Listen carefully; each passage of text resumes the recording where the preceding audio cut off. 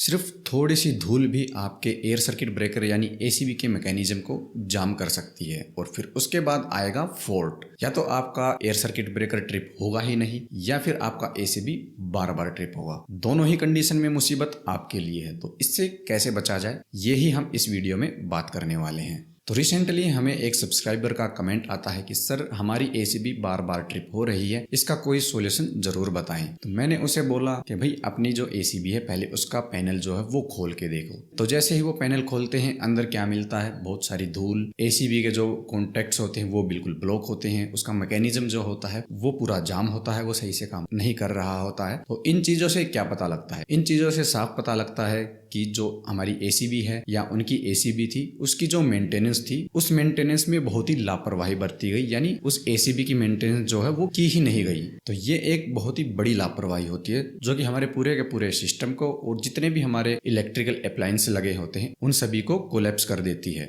तो मेंटेनेंस को स्किप करना एक बहुत ही बड़ी लापरवाही होती है। इस मेंटेनेंस के इस स्किप के कारण यानी मेंटेनेंस ना करने के कारण हमारा जो भी पूरा का पूरा इलेक्ट्रिकल सिस्टम है वो पूरा का पूरा कोलैप्स हो सकता है। तो अब इससे बचने के लिए आपको मेंटेनेंस जरूर करनी चाहिए। तो एयर सर्किट ब्रेकर की मेंटेनेंस में हमें क्या क्या करना चाहिए उसको जानने से पहले हम जानते हैं एसीबी क्या होता है और ये क्यों जरूरी होता है। तो देखिए एसीबी हमारा एक मेन स्विच टाइप में ही होता है। ये हमारी जो पावर होती है उसको ऑन और ऑफ करने के साथ साथ हमें कुछ सेफ्टी भी प्रोवाइड करवाता है, जैसे ओवरलोड, शॉर्ट सर्किट, अर्थ फॉल्ट, कुछ ऐसे ये फॉल्ट होते हैं। इन फॉल्ट की कंडीशन में ये एसीबी हमें प्रोटेक्ट करता है, यानी जो हमारा इलेक्ट्रिकल सिस्टम लगा होता है उस सिस्टम को ये एसीबी प्रोटेक्ट करता है। अगर इसकी मेंटेनेंस में लापरवाही होती है तो हमारा एसीबी या तो बार बार ट्रिप होगा या फिर ट्रिप होगा ही नहीं। तो ऐसे में अगर कोई बड़ा फॉल्ट आता है तो हमारा पूरा का पूरा सिस्टम खत्म। तो ऐसे में आपको मेंटेनेंस जरूर करनी चाहिए। तो अब देखते हैं एयर सर्किट ब्रेकर की जो मेंटेनेंस है उसमें क्या क्या कर सकते हैं। तो सबसे पहले आपको एसीबी की मेंटेनेंस में विजुअल इंस्पेक्शन करना चाहिए, यानी पैनल को खोल के वहां पे चेक करना चाहिए कोई क्रैक तो नहीं है, यानी हमारा एसीबी का जो मैकेनिज्म है उसमें कोई चीज टूटी तो नहीं है, हमारे एसीबी में कोई लूज कनेक्शन तो नहीं है, हमारी एसीबी और इसके पैनल के अंदर कोई डस्ट का जमाव तो नहीं है, यानी डस्ट तो वहां पे नहीं जम गई है, एसीबी के पैनल के अंदर कोई हीट मास्क तो नहीं है, यानी कहीं से ऐसा तो नहीं है कि हमारी एसीबी या इसके जो कॉन्टैक्ट हैं उनमें हीटिंग हो रही हो। इसके अलावा हमारी एसीबी के अंदर किसी भी तरह का कोरोजन यानी कि जंग लगने की समस्या तो नहीं है। ये भी हमें सबसे पहले विजुअल इंस्पेक्शन में चेक करना चाहिए। दूसरा स्टेप होता है क्लीनिंग और ल्यूब्रिकेशन का। तो देखिए हमारा जो पहला स्टेप था वो पहले स्टेप पे आने से पहले भी आपको कुछ चीजें हैं जो ध्यान में रखनी होती हैं, जैसे हमारा जो पैनल है उसको पूरा प्रॉपर शट डाउन करके ही हमें मेंटेनेंस शुरू करनी चाहिए और जो हमारा सिस्टम है वहां पे हमें प्रॉपर लोटो जो किट होती है उसका यूज करना चाहिए। उसके बाद ही हमें जो मेंटेनेंस है वो शुरू करनी चाहिए। अगर आप ये जानना चाहते हैं कि हमें मेंटेनेंस करने से पहले क्या क्या प्रोसेस जो है फॉलो करना होता है, कौन कौन से प्रोसीजर फॉलो करने होते हैं, ये आप जानना चाहते हैं तो आप हमें नीचे कमेंट में जरूर बताएं। इसके ऊपर भी हम वीडियो बना देंगे। तो क्लीनिंग और ल्यूब्रिकेशन में आपको अपने एसीबी की प्रॉपर वैक्यूम के साथ या फिर ब्लोअर के साथ क्लीनिंग करनी चाहिए ताकि वहां पे जो भी डस्ट है वो वहां से उड़ जाए। इसके अलावा जो भी आपके मूविंग पार्ट हैं आपकी एसीबी में उनका जो ल्यूब्रिकेशन है वो प्रॉपर होना चाहिए। वहां पे अगर ल्यूब्रिकेशन की कमी है तो आप ग्रीस या ऑयल जिस भी चीज का इस्तेमाल करना चाहें उस चीज का इस्तेमाल करके वहां पे ल्यूब्रिकेशन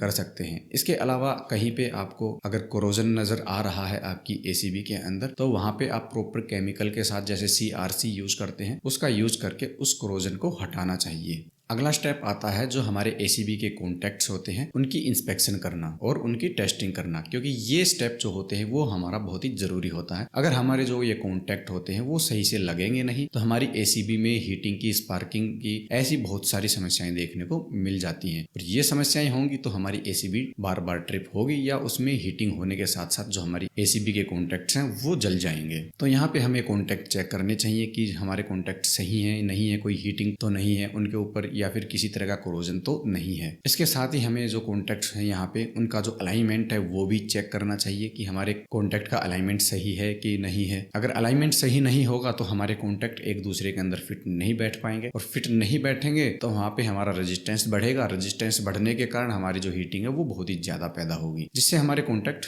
जल सकते हैं। इसके बाद हमें जो एसीबी होती है इसका इंसुलेशन रेजिस्टेंस टेस्ट जरूर करना चाहिए ताकि हमें पता लगे जो हमारी एयर सर्किट ब्रेकर है उसका और उसके कॉन्टैक्ट्स के बीच में जो रेजिस्टेंस है वो कितना है। अगर ये रेजिस्टेंस कम हो जाता है तो जो हमारी एसीबी है उसके अंदर जो करंट है वो लीक हो सकता है। अगर ऐसे में ये करंट लीक होगा तो हमें करंट का झटका भी लग सकता है। जो हमारा पूरा का पूरा सिस्टम है उसके अंदर भी करंट जा सकता है और ऐसे में करंट लीकेज के कारण जो हमारी यहाँ पे सेफ्टी लगी है एसीबी के अंदर वो बार बार हमारी एसीबी को ट्रिप करवाती रहेगी। तो ऐसे में आपको IR वैल्यू यानी इंसुलेशन रेजिस्टेंस टेस्ट जो होता है वो जरूर करना चाहिए ताकि हमें पता लगे इसकी वैल्यू लिमिट के अंदर ही है और हमारी जो एसीबी वो प्रॉपर काम कर रही है। अगला प्रोसेस है इसका मैकेनिकल टेस्ट करना है, यानी कि एसीबी को निकाल के हमने बाहर रखा है तो अब हमें इस एसीबी को मैनुअल चार्ज करके देखना चाहिए, मैनुअल क्लोज और मैनुअल ट्रिप भी करके देखना चाहिए ताकि हमें पता लगे जो हमारी एसीबी है उसका जो ये मैकेनिज्म है वो कितनी स्मूथली काम कर रहा है। अगर आपको यहाँ पे सब कुछ सही स्मूथ दिखे तो फिर कोई दिक्कत है ही नहीं, और अगर आपको लगता है यहाँ पे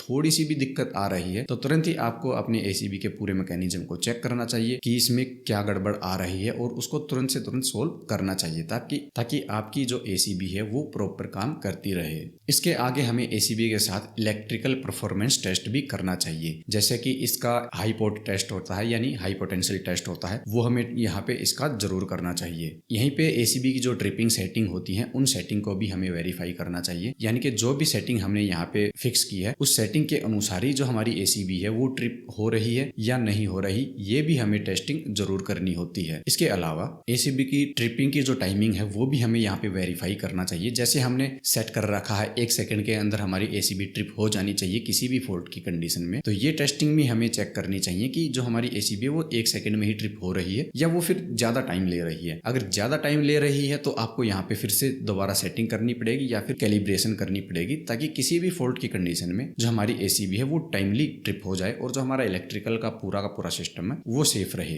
तो ये कुछ छोटे छोटे पॉइंट थे जो हमें हमारी एसीबी की सर्विसिंग में या उसकी मेंटेनेंस में करने चाहिए। अगर आपको लगता है यहाँ पे मैंने कोई पॉइंट छोड़ दिया है या फिर आप और भी थोड़ा डिटेल में जानना चाहते हैं कि एसीबी की सर्विसिंग जो है वो किस तरीके से की जाती है, कैसे कैसे कौन कौन से प्रोसेस होते हैं, वो सब अगर आप जानना चाहते हैं तो आप हमें नीचे कमेंट में बता सकते हैं। इसके ऊपर भी हम वीडियो बनाने की पूरी कोशिश करेंगे। अब ये वीडियो आपको पसंद आई है तो आप इसको लाइक कर सकते हैं, हमारे चैनल को सब्सक्राइब कर सकते हैं, साथ ही इसको आप अपने दोस्तों के साथ भी शेयर कर सकते हैं। इसके अलावा अगर आप इलेक्ट्रिकल की और भी जानकारी जानना चाहते हैं तो हमारी ये दोनों वीडियो भी आप देख सकते हैं।